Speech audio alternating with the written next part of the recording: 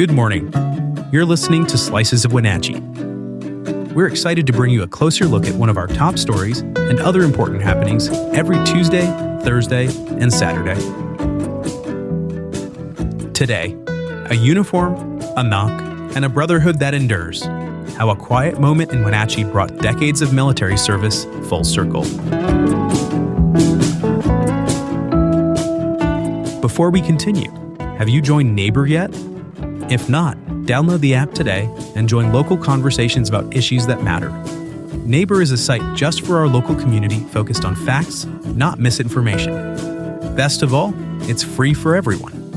To learn more, visit wenatcheeworld.com/NABUR. Now, let's jump in.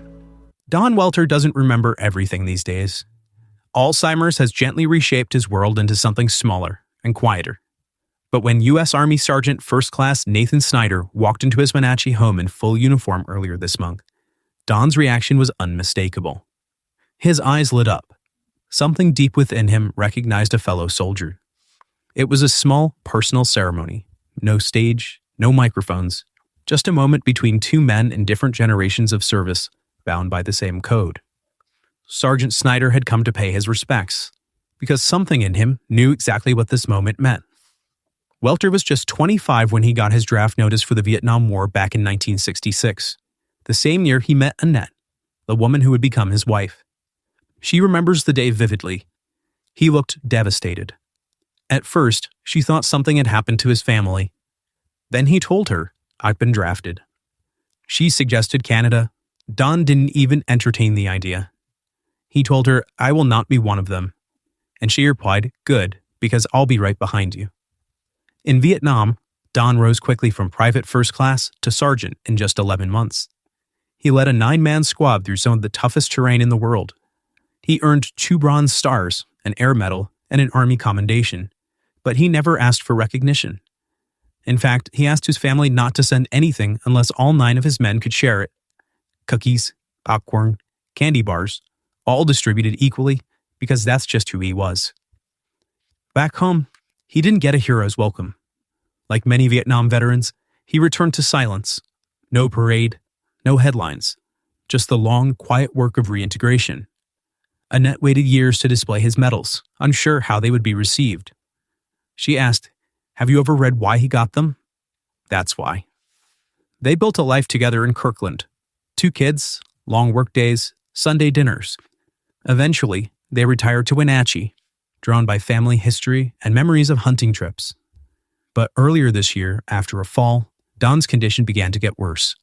Things slipped faster, the memories frayed. Enter David Flores, a hospice nurse and a veteran. When he learned about Don's service, he wanted to do more than just provide care. He called in a few favors. Flowers were arranged, the Wenatchee Armory was contacted, and Sergeant Snyder answered the call without hesitation. On December 11th, Snyder arrived at the house in full uniform. When he knelt beside Don's bed, something sparked. Don sat up a little straighter. His voice, gravelly and unsure, came alive for just a moment. Snyder saw it too. The recognition, the pride, the posture of a soldier still intact. Annette watched, moved and amused all at once. She said he just cried when he saw his flowers. He would never have expected anything like this. Snyder says that sense of shame still shadows many Vietnam veterans. They didn't get to choose the war, they just went. That duty binds generations, even today. And it's why Snyder worries about the ones whose stories remain untold. Veterans quietly aging, waiting for a knock that may never come. Don Welter is almost 86 now. His memory moves like weather, unpredictable and sometimes clear. He still stands for the national anthem. He still straightens at the sight of a flag. And the uniform in his living room, neatly displayed, does what it has always done: cut through time, restore order, and remind him of who he is. Annette calls their life together blessed. 60 years of marriage, 2 children, a home shaped by both joy and sacrifice. Vietnam took something from Don, yes, but it also gave him something unbreakable, a bond of brotherhood that never expires. For more, head over to wenatcheeworld.com.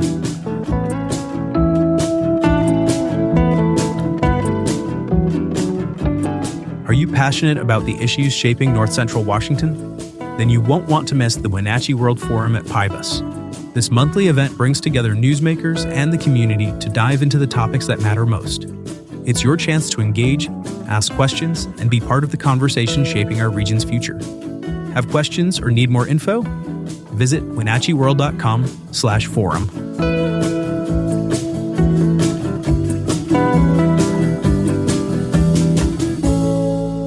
Now, a few other stories you should know about. After nearly 2 decades of quietly delivering the hardest news imaginable, Chelan County Coroner Wayne Harris is retiring. Harris, who began his career as a mortician in 1981 and became coroner in 2006, says the job never got easier, especially those late-night doorbell rings that forever changed a family's life. His last official day is December 30th, and his deputy, Earl Crow, will step into the role. Harris says he's looking forward to time with family, his motorcycle, and maybe a few rounds of golf. Students at Eastmont High have a new incentive to improve their attendance, and it involves their school resource officer getting tased. Isaac Cooper has agreed to be voluntarily tased by fellow officer Ivy Jurgensen at the final school assembly in June if students boost attendance by 3% and reduce tardies by 20%. Principal Dell Enders announced the bet at a recent assembly, and the East Wenatchee Police Department is urging parents to help their kids rise to the challenge. Congratulations to Eddie Minas, who's been named to Wenatchee Valley Business World's 30 Under 35 list for 2025. A lifelong Wenatchee resident, Minas founded iRepair IT in his early 20s and has grown it into a trusted tech repair shop known for affordability and values. As a father of 3, Minas says leadership is about setting an example through consistency, honesty, and service, and he's proud to be building a legacy his children can look up to.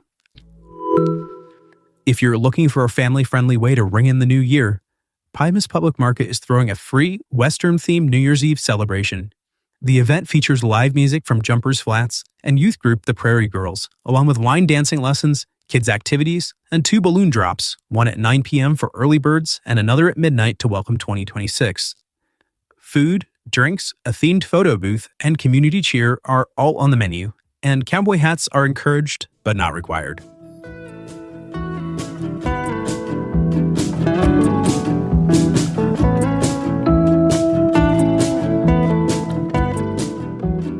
Thanks for listening. For more information on all the stories you heard today, visit us at wenatcheeworld.com.